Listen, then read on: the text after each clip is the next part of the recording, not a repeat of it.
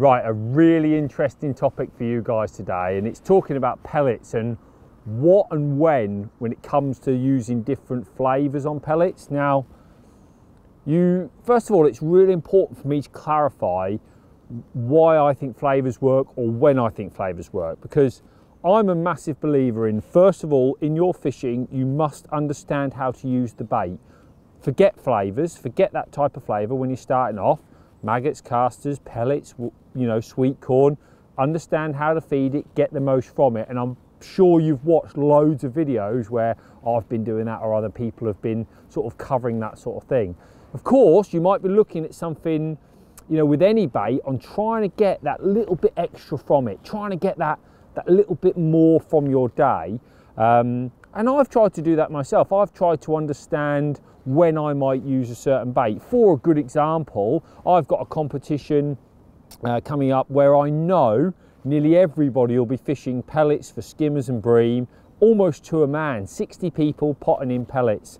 And yeah, I need to understand how to feed them. Yeah, I need to know how to get the best of them. But if I can make my pellets stand out a little bit more, if I can make my pellets that little bit different, then obviously that will be a slight advantage to me. So I am looking and exploring those options all the time.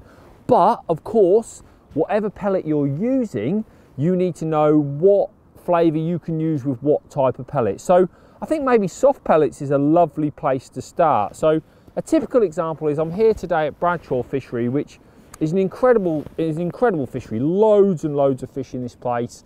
On Lake 2 where there's lots of skimmers, so I'm going to be doing some soft pellet fishing. Now, pellets, as we know, are great. I've done a video actually recently showing you guys how I prepare all my pellets on the Sonubaits channel, so you can check that out, no problem.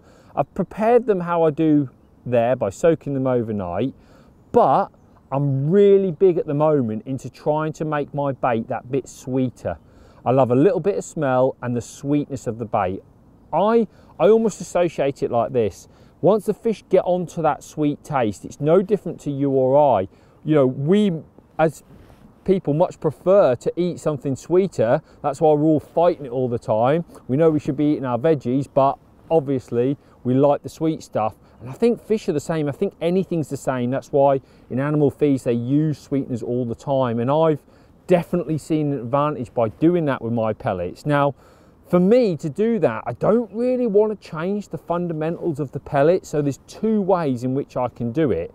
The first is, and this is what I've been doing most recently, is using an absolute liquid flavour. Now, an absolute liquid flavour is what I'm going to describe as a weaker type of flavour. You know, like sometimes you'll get a bottle of flavour half this size and it'll be 30 quid. That's a very strong concentrated flavour. You're supposed to dilute that with certain things and it can go in different things. I think to get the best from this product, you're looking to use a lot of it. So let me give you a great example. When I'm preparing my pellets, you know, I'd happily pay, I don't know, £3.50 or whatever it is for a pint of maggots. I treat an absolute liquid flavour as something that I'm going to use for a session. So take the Thin Perfect 2 mils that I've got here. I would empty them out, all right? Let's do sort of say half a bag here, all right? And I can use this liquid to cover these pellets, like almost as like a water substitute, because I know the extra boost it's going to give them is going to be so worth it. So literally glug, what have I done? Just over half a bottle in there. All right, and then maybe if I want to put a tiny bit more water in there just to end up covering the pellets how I do, a little bit more perhaps. So if I'm doing a full bag of pellets, I won't hesitate to use the bottle. And I know it sounds like, wow, that's a lot, but it's not. It's a nice, sweet, caramelly type flavour that the fish absolutely love. So I want to make sure, and you can see my pellets there, look, absolutely drowned in liquid flavour. I'm going to have some really sweet tasting pellets, and that's how I prepared them last night. And I just made the cameraman try a few, because I said, don't try that at home, by the way. I said, look, try a few, what do you think? And he's like, wow, they're so sweet. And that's what I'm looking for. I'm looking for something that's different. I'm not looking for a little bit of sweetener. I'm looking for something that's stand out sweet when it's in the water, something that fish will come to. So when I'm using like this sort of thing, a liquid flavour, I'm probably using it en masse. Same as if I was adding it to my ground bait. I'd pour the bottle in. That's the whole idea of like it being a cost-effective flavour, if you like. So it's worth using.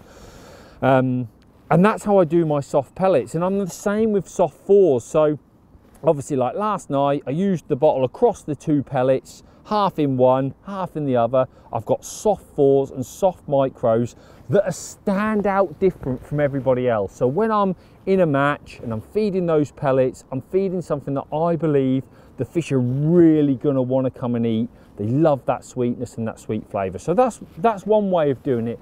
The other way that I've done a lot in the past is I love the bait booster. Now, Power Scopex bait booster in particular I love because it's actually got a bit of yellow colouring in. The rest of the bait boosters don't have that, but I like to use the Scopex one because it actually dyes the pellets slightly yellow. So again, that's intensely sweet. That's what I'm talking about. It's a more concentrated sweetener. I certainly wouldn't be using a whole bottle when it comes to that. I'm putting a decent glug in, if you like. Obviously the product is more expensive, so a decent glug, mix it with my water and then cover my pellets. And as a result, I get sweet yellow pellets. And yellow pellets are the same. They're changing the colour, they're changing the appearance of the pellets. That's the whole idea. Can you change the appearance of the pellet? Now, if I wanted to do that with these pellets that I've used with the Absolute Liquid Flavour, a great way of doing that is to get a few pellets into a tub, and I can use like a haze. Now, haze is like a concentrated dye, if you like. It's a, you know, we all know it releases that cloud in the water. So I can literally squirt in some of this yellow colour in, and then usually just give it a shake round. Like, I'm going to use my fingers because I don't mind getting stuck in. Like, I can use that to stir that yellow colour in around. So basically now I'm in control of what colour I want the pellets. Often I'll use a red colour, for example. Red's a great colour for skimmers. Why does it have to be yellow? It doesn't. So if you want to, look, change the colour, and you can see a massive difference there, look, between the yellow and the normal pellets. But if you want to change the colour, that's a great way of doing it, actually using the haze type dyes to do that. And one of the things that I like to do and really use when I'm using this sort of dye is I get my expanders, which I've prepared in the normal way by tying the bag down. And then what I do is once they're ready is I squirt some of this haze in, which is a thick liquid. It means it's not going to change the consistency of the expander, but what I can do then is give them a nice shake around in the bag, get that thick liquid onto the expander. You can see, look, it instantly makes a yellow expander, a real standout bait on the bottom, which is what I want my hook bait to be. So, you know, when you've got damp pellets already, using things like haze is a brilliant way to work with already dampened pellets, if you see what I mean. So that's why I wanted to show you when you can use different flavours and how they work on different types of bait. So you can see there, if you were that guy who wants to have the yellow, which we know is popular, look, yellow feed pellets, yellow hook pellet, maybe a yellow hook pellet over normal pellets, whatever you want to do, you've got the option there. Like I said, I've used in the past like monster crab, stuff like that, where I've dyed my pellets red. Like I said, red maggots are fantastic. Why wouldn't I dye my pellets red sometimes? Those sorts of things work brilliantly as something different, something that stands out from the rest. So if you're into those type of flavours, it's important for me to sort of show you how they work. Now, just give those expanders a nice shake up there because I'm going to be using them today. Now, of course, we don't always fish soft pellets all the time. It's not always a case of using a soft pellet. Sometimes I want to use a harder pellet. You know, feed pellets, we know hard pellets work amazingly. And the problem is with like an Absolute Liquid Flavour or a bait booster, if you're using those on a hard pellet, over time, that pellet will go soft because they're water based. You know, there's in the bait booster, it's like a glycerine type thing. With this is water based. So unfortunately, the pellet will become softer. And if I don't want to feed soft pellets, then I can't use that type of flavouring. So I'm definitely not advocating that you use this sort of flavour on a hard pellet. Instead, you need to be looking more oil based. So as you can see, I've got the absolute fish oil here today, and this actually is a happy coincidence because in my opinion, as it starts to warm up, as conditions start to warm up, fish love that little bit of oil, they love that little bit of extra fishiness on their bait. Not so much in the winter, but of course, in the winter we tend to fish soft pellets more than we do hard pellets. And that's probably sort of works hand in hand. So once sort of spring's really going, I love some hard pellets and it's so easy to do. I'll show you exactly how to do it now. And I always tend to do this the night before. So if you can get, if you're at a fishery and it's fishery pellets, make sure you've got some. Or if you're using your choice of pellets, like I've got the Fin Perfects here today. I think I've actually already opened some up. Yeah, I have, look, perfect. Right, so I'll pour these 6 mils into here. And what I do is I get some of the fish oil, and literally, you don't need loads. You don't want to be piling on loads of oil, because if you put loads of oil on, it's all going to float to the surface. I don't think it's particularly healthy in myself in that sort of effect. So it's, again, it's just using each flavour as it needs to be used. So just stir that oil round, and I like to leave that overnight because you can see there they've got a nice sheen on those pellets now, a nice oily sheen, but by the end of today, or overnight if you like, that will be gone. That oil will be absorbed into the pellet, and what you're left with is a slightly heavier but really attractive sinking pellet. Never do they hit the surface and float. They've got that extra little bit that just breaks the surface, so you don't have to worry about that. And then within the pellet itself, it's obviously nice and oily, which the fish love, but also you get a little tiny leach of oil. So like tiny bits of oil breaking up, and it drives the fish nuts. They love to come in for it. They love that sort of thing. So again, I'm not a big advocate of using loads when it comes with something like this. It's a case of little and often, but an oil with a hard pellet is amazing. And we do loads of different oils. We do some sinking oils, which are brilliant. I like the absolute fish oil, but I know loads of people who love that sinking oil. Sometimes you don't want things coming to the surface. You want the fish on the bottom. I like the attraction of that oil, so I'm a big fan of using it like that. But you can see there, look, it's already starting to be absorbed into those pellets, and it means that I can give my hard pellets again a standout. Imagine side by side, you've got 10 pellets going in and your neighbour's got 10 pellets. Yours are leaking this tiny little bit of smelly fish oil that's going up through the surface, and your neighbour's got nothing.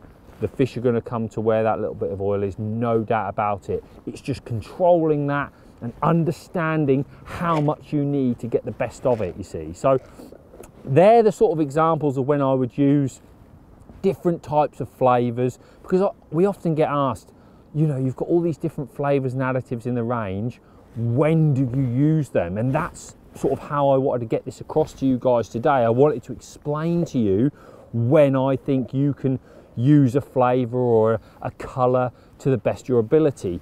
Now, before we finish this video, I think it's really important to look at where you get the biggest advantage with these sorts of things.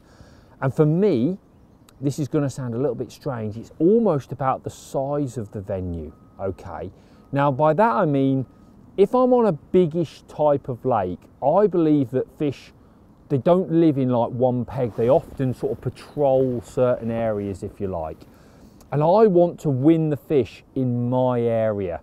And I believe at that sort of time, I see a real advantage when it comes to like having my bait being a little bit different, being a little bit stand out. And often on these big venues, carp anglers fish there a lot. Now, carp anglers love a flavour, they love an additive. They're piling the stuff on all the time. And that's because obviously they're fishing a lot of bait in quantities, and they're trying to make their areas as attractive as possible for the 1, 2, 3 fish that they might want to catch. But what happens on big waters is the fish become almost used to a flavour, right? And I've used this analogy a lot in the past. It's like having some chips. You put salt and vinegar on your chips every time you have chips. You try eating them without that flavour, it's not of interest to you, right? They're boring, they're bland, but that's because you're used to it. If I give my kids chips who have had chips all the time without salt and vinegar on, they still think they're great. So that's how I compare flavours. On a big venue that gets a flavour chucked at it all the time, the fish are actively looking for those type of flavours. So I believe you get a big advantage when you're on a bigger venue, a carp fished venue. Here today, look, there's a carp angler bang opposite me. All right, those sort of people obviously come to this venue, they're using it, they're putting the flavours in, the fish know what they are. On like a Snake Lakey type venue, a smaller venue where I believe the tactics are different, I think on that sort of venue, the key is to catch what's in your peg the best you can, because the fish, you know, yeah, they move about a bit, but I don't think that you're winning fish in the same way that you are on a bigger venue. So maybe you don't need them as much, maybe they wouldn't have as much effect. You guys will have to tell me, but I've seen the benefit on bigger style venues, open water style venues like where I am today. That's where I've seen the benefit of flavours. You know, like I said, these bigger waters, Meadowlands, Barston, Larford Lakes, Lindome on the big lakes. I've seen it at Lindome. I can be on Loco and I can see the difference flavourings makes. I come on Bonsai, it's a bit smaller, all the fish are quite condensed. It makes no real difference. So that's a great example of where you will get a benefit. So also time of year as well. Obviously, I always think like in the winter, sweet flavours like I've talked about, you really do see that sweet flavours work in the winter. More fishy, oily, smelly flavours, they work really well in coloured water or in the summer when the fish are almost searching by smell, because a lot of venues you go to in the summer have naturally coloured up quite a lot, and I think by that point the fish are using smell, not so much sight and taste, if you like, to find them. I'm no fish scientist, I'm just telling you based on sort of 20 plus years of fishing experience, that's what I've found. So look, there's a way to use some flavours. These are the ones that I tend to use. I'm sure there'll be ones out there that you guys will find good for you, but try it when you're next out on the bank. It's so easy to do, and if you find a really good one, do me a favour, send me a message, because I always love a great flavour.